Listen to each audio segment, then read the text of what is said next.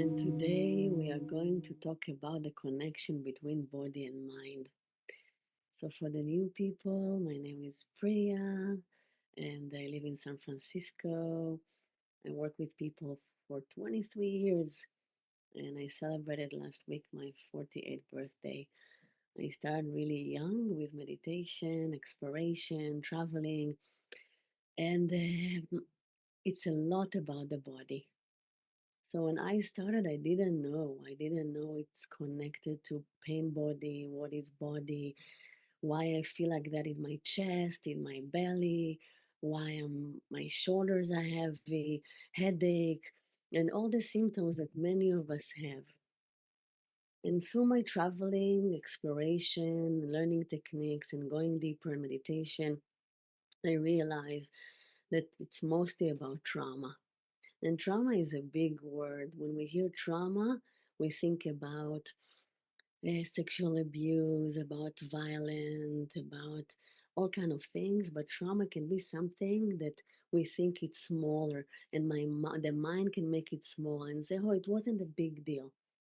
You know, I moved the country. I went to a new school. I was bullied a little bit at school, and the mind likes to belittle those things because there is fear to go deeper. But trauma, there is no big or small. It's the time we lost the freedom.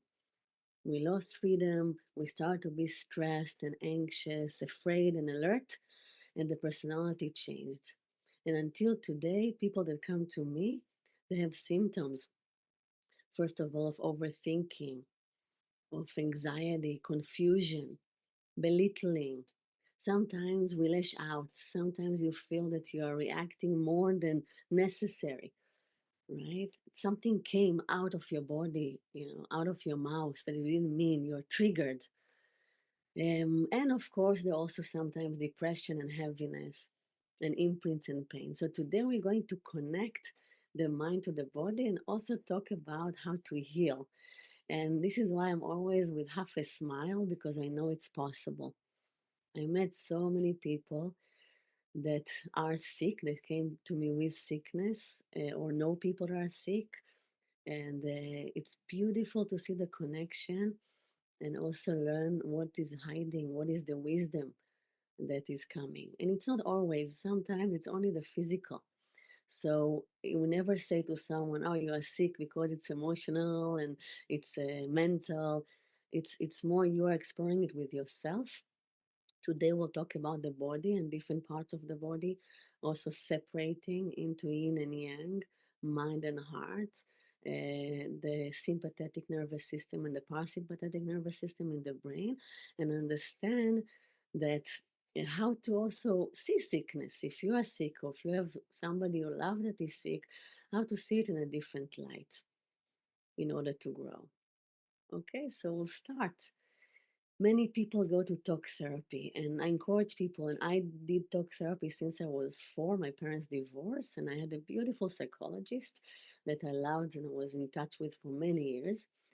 But it's not enough. Many times we understand our traumas, we know what happened, we analyze, but there is something that you feel is still there. So many people say, "I understand, but I still feel anxious." It's physical. So you go and you fix your mind, you think positively, you let go of your past, you forgive your parents, you forgive your abuser sometimes, sometimes not, and it's okay. But you really leave the past behind mentally, but still you have pain in your chest, you have something in your belly, you have sickness, heaviness, tiredness, fatigue, negative thoughts, pessimism, and you feel that there is something beyond. And this is why you are here today, maybe, and we're going to explore that. So, during my travels, I discovered there is the physical body, but there is the pain body. And the pain body hold everything. Let's talk about anger, for example. We're supposed to be angry as teenagers, for example. Teenagers are angry all the time, every morning, going to school to a place of no freedom. not having their own money. Hormones are confusing them. Parents telling them what to do. They feel like an adult, but they're in the body of a teenager, a child. Many people also behave like react to them as children, and they're feeling anger of lack of freedom. I'm not talking about really you that were abused or attacked, and then anger is necessary. It's a protective mechanism. And let's say you couldn't express this anger, it wasn't allowed. Where is this anger? The anger is still stored in the body, and there are places for that. The solar plexus here, it's heat, sometimes waves of heat, and sometimes you lash out, but some people are really have the mask and they're smiling even, and the anger is deep, deep inside. But the body remembers every time that you wanted to scream and you didn't. Crying.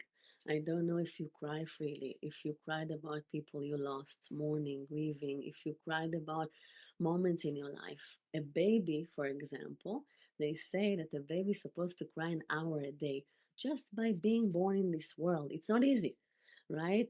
It's cold, it's hot, you're not understood, you have pain as a baby, you're crying, you're supposed to cry. But many times there is the pacifier, and we are training babies not to cry, and since early age. And where all these tears goes to, it's in your body, and the body remembers. And again, I'm saying it is with a smile because I had a mask until really later. I think the age of 24, I almost didn't cry. I was smiling. Even in my grandfather's funeral, I was so sad. He was one of the most meaningful people in my life. I was smiling. I couldn't cry.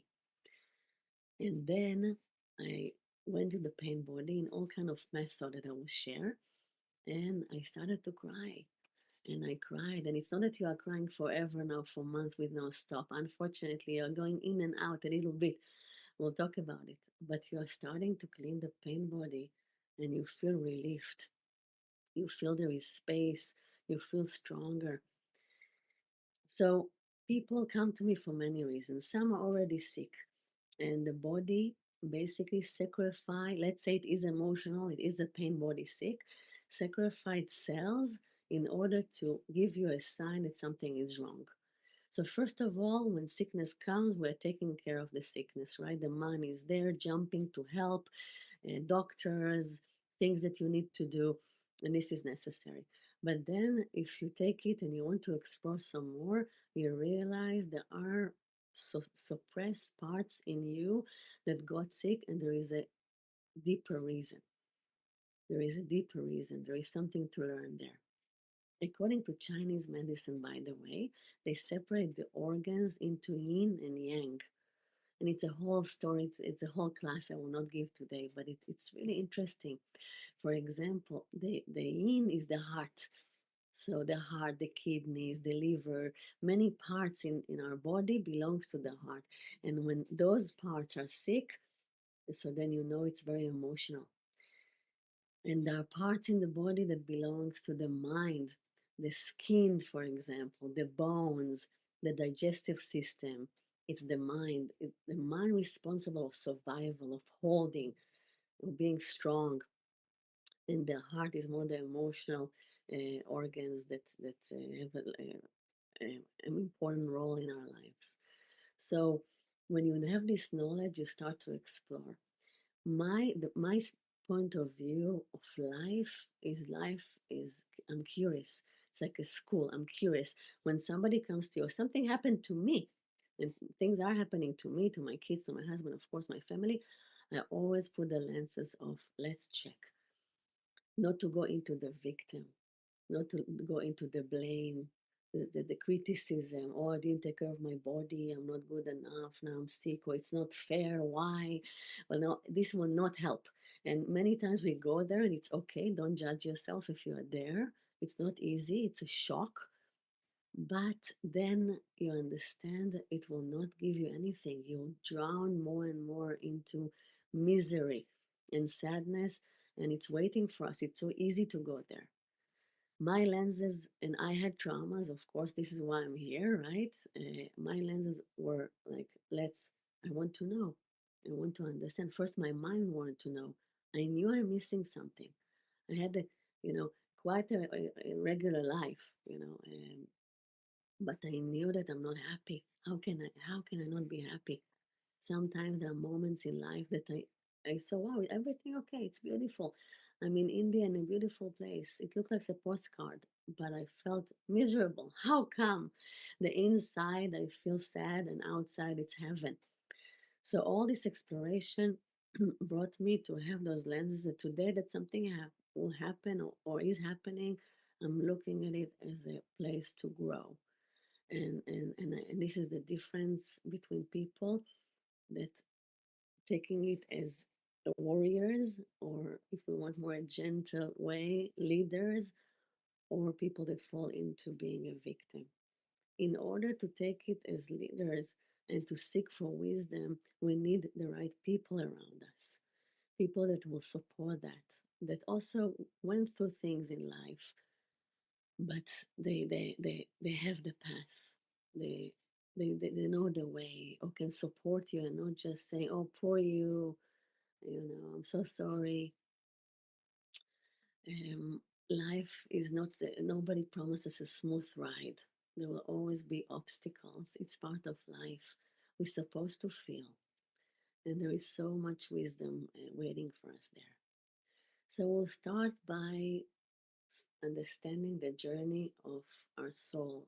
Let's imagine that as a baby, you are totally healthy because there are kids that are sick, right? Born sick. Let's say you're born healthy, everything is all right, you feel safe, and you had few years of peace, no stress. Stress, by the way, people get sick out of stress. The stress is the thing we need to work with. And you see kids, there are kids that are already alert and stressed, and there are kids that you see that are happy. Let's say you had few years, I had 4 years like that of connecting to nature, connecting to people, trust, happiness, joy. And then something happened and your train went out of track. What happened to you? What happened to you? What age? 4, 6, 12, 10. And then the mind needs to be strong in order to survive.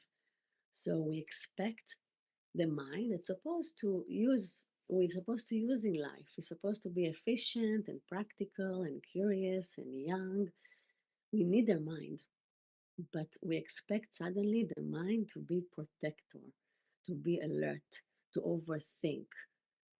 Imagine a mind of a 4 years old, 6 years old, and you need to be an adult. So we already expect this machine that calls mind to work too much.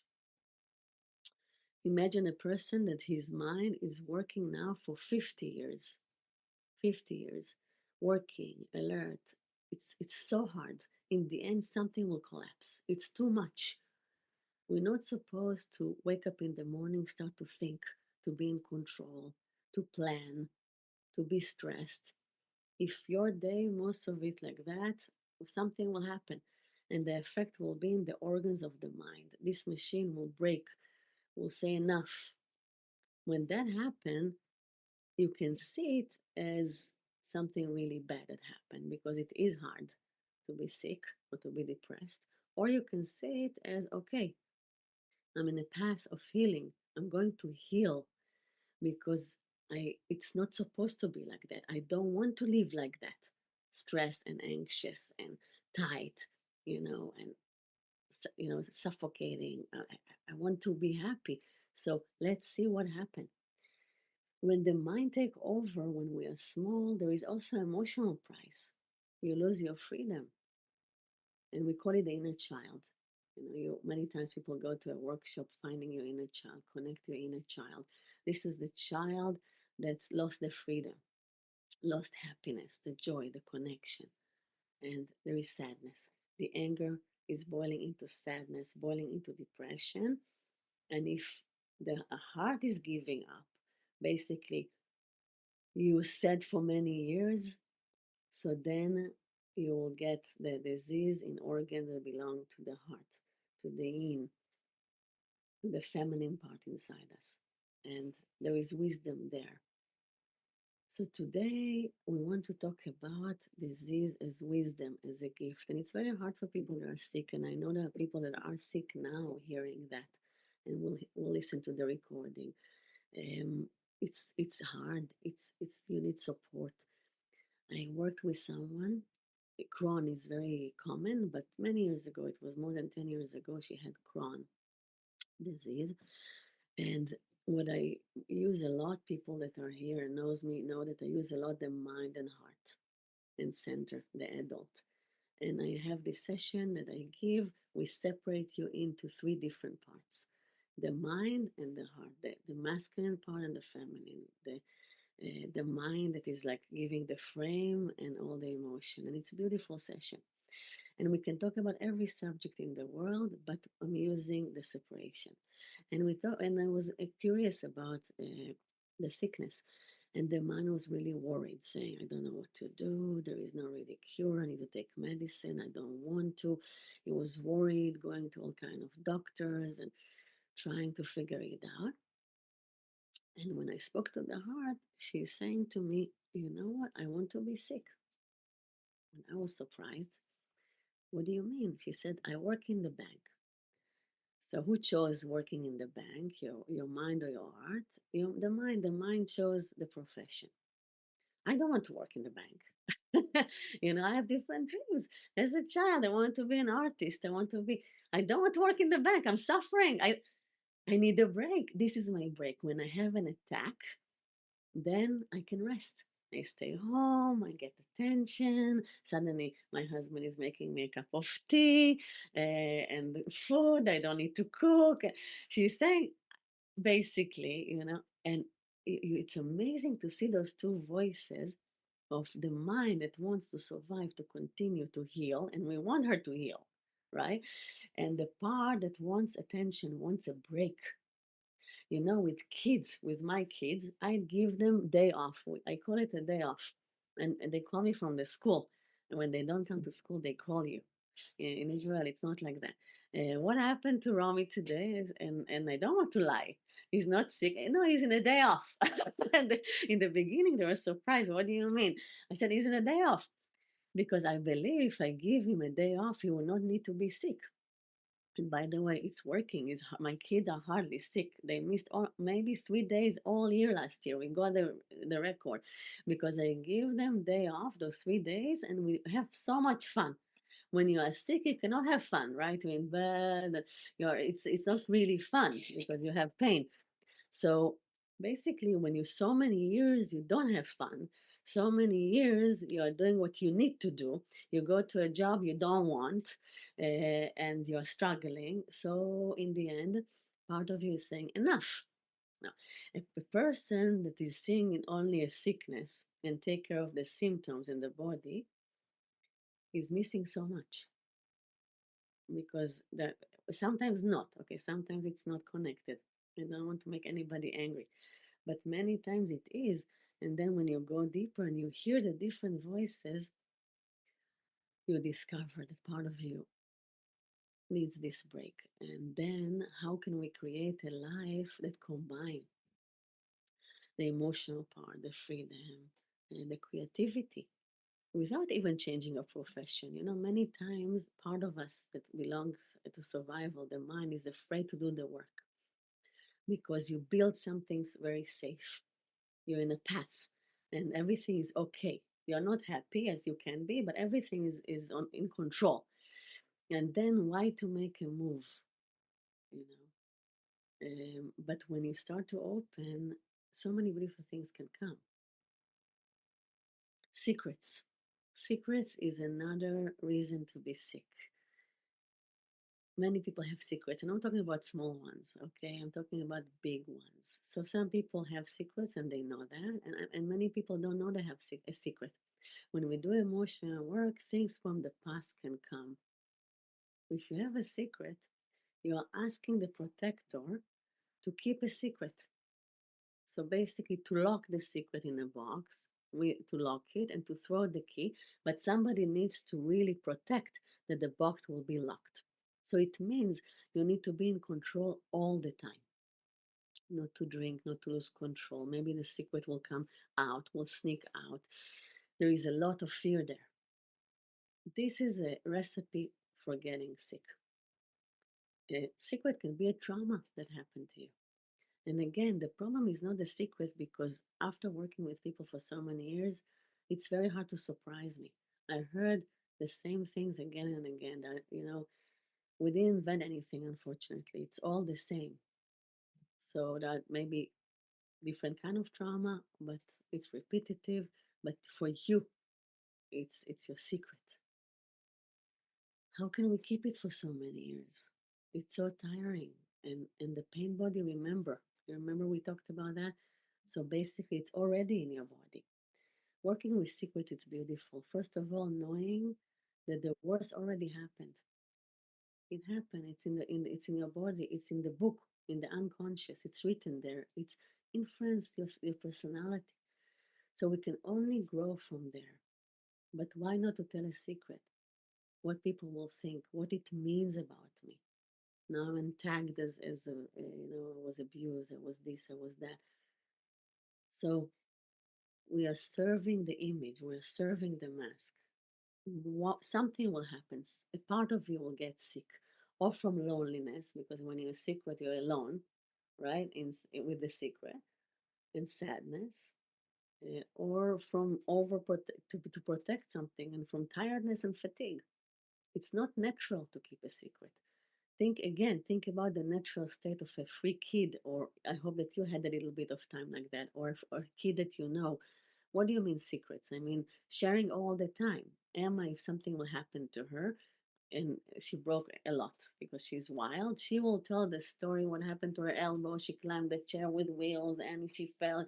She will tell it again and again to exhaust it. She will relive it again and again until, okay, I'm okay. And everybody will need to hear about it. Every person that come into the house, it's so healthy, right? They do it naturally. But no, we have secrets. We are holding ourselves. I can talk forever. It's the body connected to so many things. It's all in the body. It's amazing. I will talk a little bit about how we work with that. First of all, somatic work. Somatic work, it means work with the body. Again, talk therapy can help until a certain point. People that come to us is people that said, okay, I understand everything, but there is something that is still there, is alive, and I feel it's in the body, it's emotional. Medicine and drugs also will not help. Because basically when you take those antidepressant and you suppressed um, all the emotion, it's helping to keep a secret. It's helping to suppress. But it's not enough, because when you suppress the pain, you know what is happening? You suppress the joy. There is a spectrum of feeling: joy, passion, creativity, and there is pain here. If you numb the pain, you also limit the joy. So some people need to take, I'm not raising a flag of everybody I'm against. No, but it's not enough. We need to work with everything that we have, all the parts. The trauma hit everything, all your parts, and your personality can be, influenced by a trauma.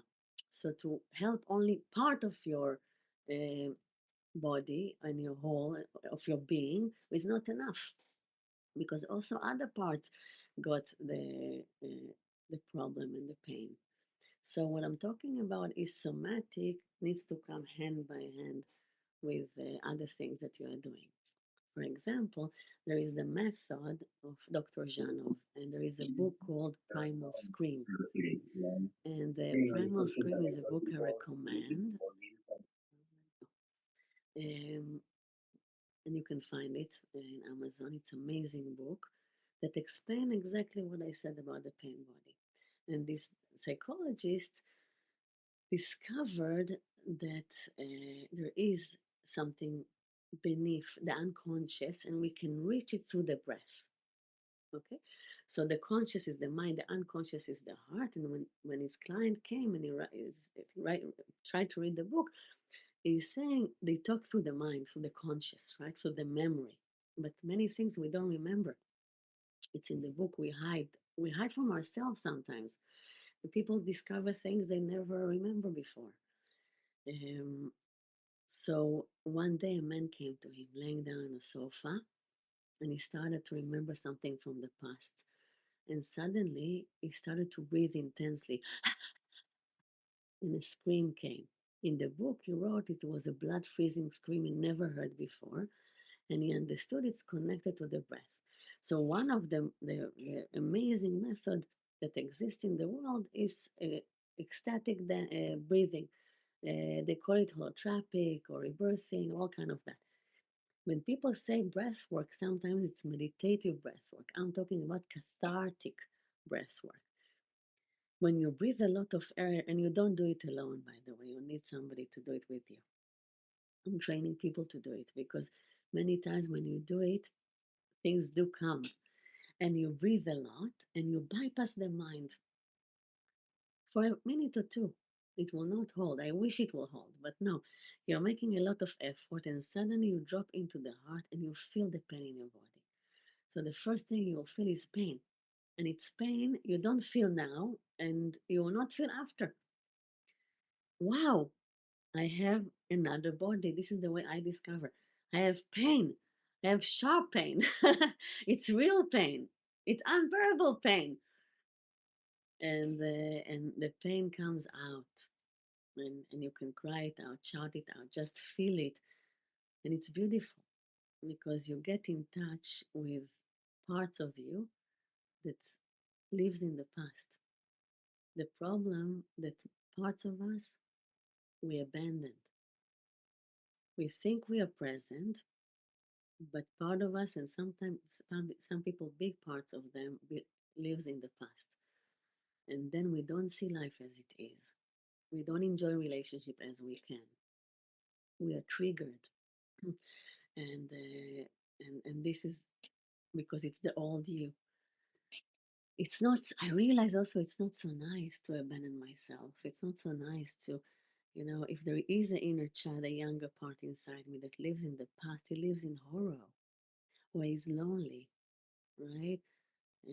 Or sad, or and I'm doing to this part whatever my parents or people did to me, right? So I don't want to do that. I want to know as much as I can and to help my part as much as I can. And here I want to talk about dedication for the work because this work is not easy. I went to talk therapy since I was 4, and I had again amazing person that I was in his funeral. Basically, one of my main teachers, um, and I talked about my problems, and I remember I felt relief.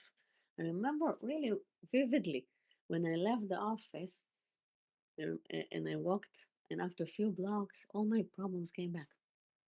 But I had few blocks that I felt relief. I felt alive. I felt seen, right? After I grew up and traveled and learned about all those techniques, I understood that it wasn't enough, that my mind was there. And sometimes I cried as well, but it wasn't, it was temporary. When we go to yoga, and I have a yoga studio, so go to yoga or Pilates or any other climbing or hiking or all kind of techniques that gives you relief, guided meditation app, everything is amazing. You take a break from your pain, your trauma, your mind, your worries, and you relax. It's very good for the system because suddenly you breathe, suddenly you have a break from all those things, and it's healing. But it's a break, it will not last. And I realized that. I almost became a yoga teacher in India, but I realized that it's not enough. I cannot do yoga all day. So what I found is that basically I need to the awareness. There is awareness that you are aware, you are here, right? Probably you are doing work.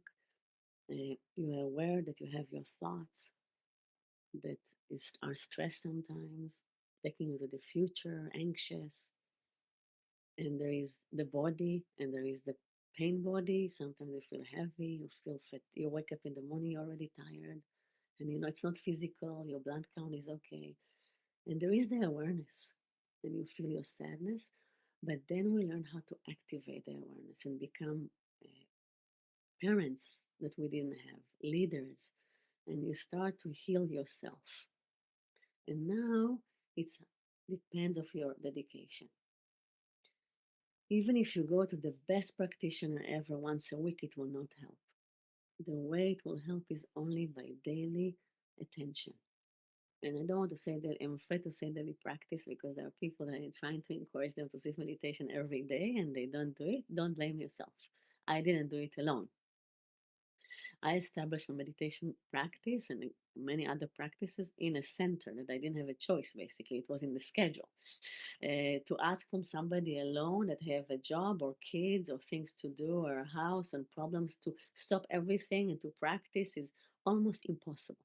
And if you do it already, wow, thank you so much. You're already in a very, very good place. Okay.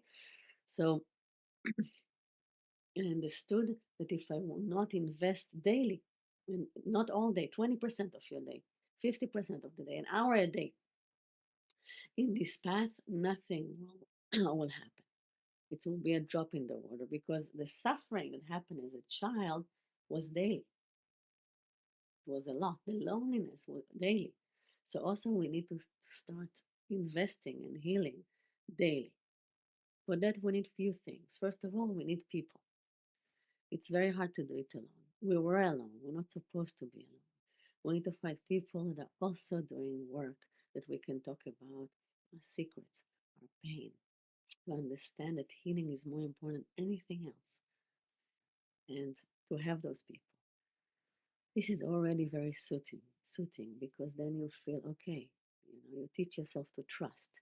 Think about everything that you would like your kids to have. You don't want your kids to be lonely.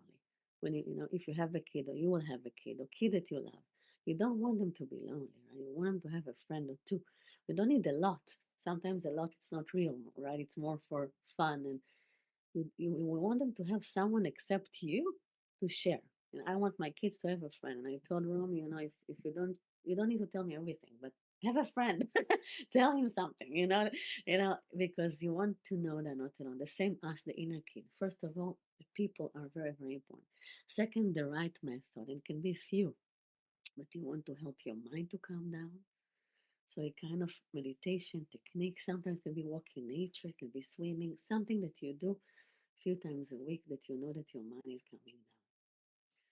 And I think that you also need a method that will wake up the center, the higher self.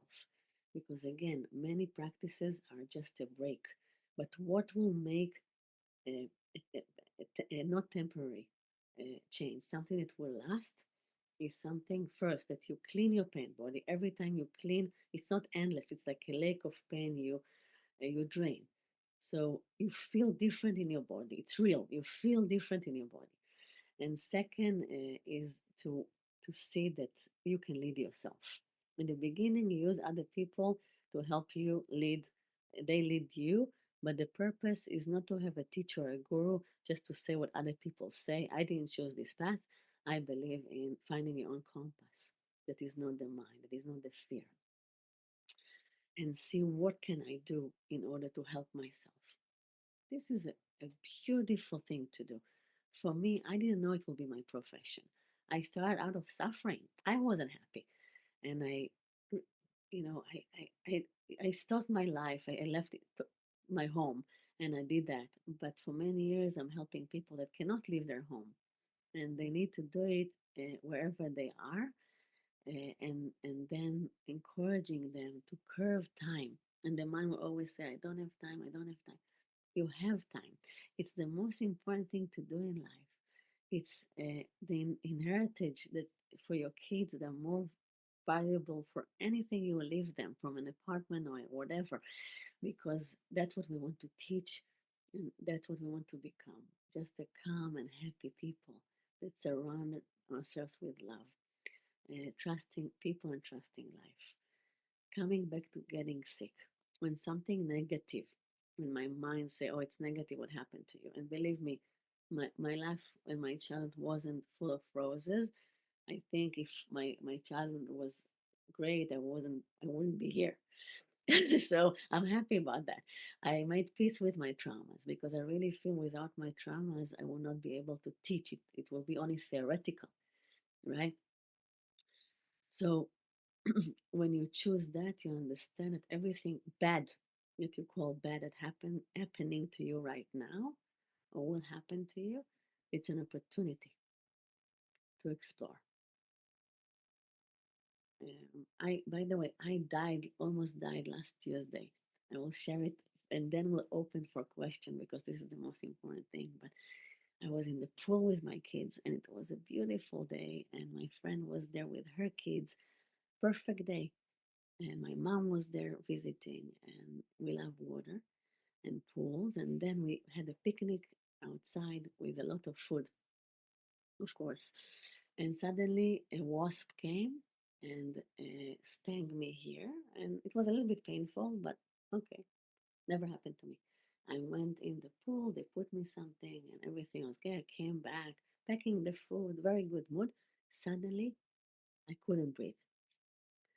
And it was so incredible. My throat became so narrow as if I have a candy here stuck and a little bit of air. I started to cough and I couldn't breathe. And I went to my friend. I didn't want to stress my kids or my mom. I went to my friend and said, "Hey, I can't breathe. It's real." And she took me in, and then they called the firefighters. Oh my gosh, amazing men, 5 tall. I don't know how they choose them, but really giving confidence, safety. They came, gave me a shot. It didn't help, and I was trying to calm everybody. Sit down, because everybody on me, all the people from the pool. And I said, "Listen, I will go to anxiety attack. I cannot afford it right now because then I really die. I need to calm myself down. I need to meditate. I need to take a step far from me and sit down." My friend was really, and I started to meditate, to breathe, and I could really tell them exactly what I feel and exactly what's happening. And basically, I knew that in a second it can close, right? Because it already, like, 95% closed. And I didn't know. I said, "Okay, I don't know. I don't know, but I'm going to meditate and to breathe, starting to breathe, and then coming down." And I'm thought about people that are not trained, because if you get anxiety attack in this moment, I think you can die because you can really not breathe. They took me to the ER, and it was really like the movie. I went to the firefighter truck and the band, and it was really incredible. And I took photos. I don't know. I was in a little bit like a child. I have photos, and to send the kids. I want the kids not to be stressed. And they gave me a lot of shots. 3 hours until my throat opened up. I was already, like, I think, on my way out, and I made peace with that as well. I just said, "Okay, there is no bad day to die, and I need to be thankful and just calm down." And it was incredible. It was in the week of my birthday, um, and I was happy in a way. In a way, first of all, I always talk about being calm, accepting things that are bad, and it wasn't a good experience. But it gave me a proof that the meditation is necessary, and that the work is beneficial, and you can stay calm also in stressful times, and you can see the beauty. My kids were so nice to me. I mean, when I came back, they cried, and I mean, they're so nice to me since then. Tuesday, Emma is like kissing my hand, thankful that I'm alive. And I think we can see also, even though it was a hard experience, but we can always see the beauty, also in hard times.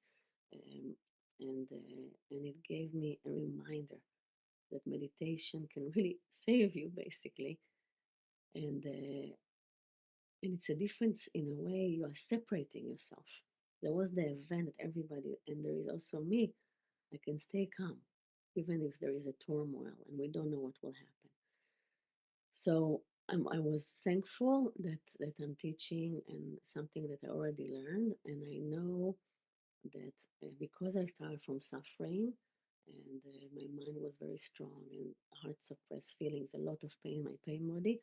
My path is real, and I can teach people whatever helped me, only whatever helped me. The mindset journey is all the tools that help me. Now we go a little bit into tools. First of all, for new people, there are many new people that sign up today. I'm happy. This is the first step with me, discovery journey. You can find the details in the chat. This is the first, more for the mind and center. It's more about meditations and practices, and also making the mind understand the path. It's important to understand what you do. The catharsis work, the somatic work, can look a little bit different, and many times it can create fear. So, first of all, we need, and this is not enough, these 45 minutes to explain the mind why it's important to do it. Okay? You can start by every day regulating your breath. When we're anxious, or we're traumatized, or we're breathing fast, or we're not breathing enough. And the air is the tool to calm ourselves down. I'm doing it with my kids before falling asleep. We're breathing. And yesterday, my son told me that before play, school play, they are doing the square breath. 8 seconds inhale, 8 second holding, 8 second exhale, 8 second holding. And it's amazing. So they're teaching it at school as well. How to calm down. When we are calm, we are breathing less but deep. You can count your breath in a minute. When you are calm, you don't need more than 20, 22 breaths. Usually it's much more. Count it later. How many breaths you breathe in a minute? You discover that many more. People are breathing so fast. So first of all, start to be aware of your breath. Second, find things that calming you down. Take a break from the stress to heal yourself, and come to do somatic work. Somatic work, it's not only me. There are so many. It's a full world of opportunities to do work with the pain body.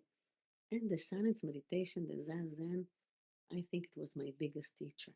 It's so hard to sit silence meditation, Zazen. It's the hardest form of meditation. Why? Because nobody else is calming you down. It's not guided meditation that takes you to a beautiful place in the forest. It's not that you are doing something, counting breath, reciting a mantra. You are sitting with your worst parts, with your thoughts, with your worries, with your sadness, with your loneliness. You are sitting with yourself. And then you realize what's happening. You are sitting with the pain, you are sitting with everything. But then there is opportunity for something higher and older to come and up and start to make these changes. This is why if you can sit 5 minutes even with yourself silently a day, you will learn so much.